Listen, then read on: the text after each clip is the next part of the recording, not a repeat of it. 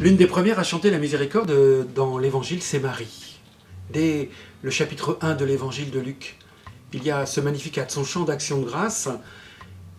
Par 2 fois, il y a le mot miséricorde, un mot très précis en grec, éléos. Non pas agapé, l'amour, mais éléos, la miséricorde. Le Seigneur fit pour moi des merveilles, dit Marie, saint est son nom, son amour. Mais en fait, c'est sa miséricorde, s'étend d'âge en âge sur ceux qui le craignent. Et à la fin de ce même cri de joie, il renverse les puissants de leur trône, il renvoie les riches les mains vides, il relève Israël, son serviteur, il se souvient de son amour, mais de sa miséricorde. Encore, le mot éléos.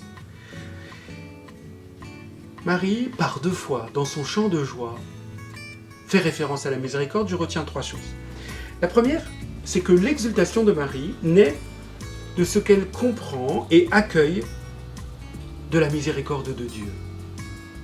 La miséricorde accueillie est source d'une joie profonde, d'une exultation de joie.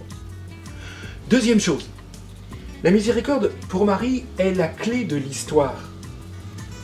Elle s'étend d'âge en âge. Sa miséricorde s'étend d'âge en âge. Et Marie comprend que la miséricorde est le motif de l'action de Dieu. Il se souvient de sa miséricorde.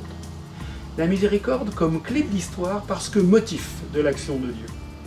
Enfin, 3e point, le chant de la miséricorde, ce chant d'exultation qu'est le Magnificat, naît au moment où elle apprend qu'elle sera la mère de Jésus.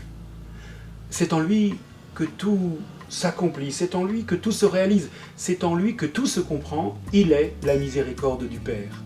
Nous en parlerons la semaine prochaine.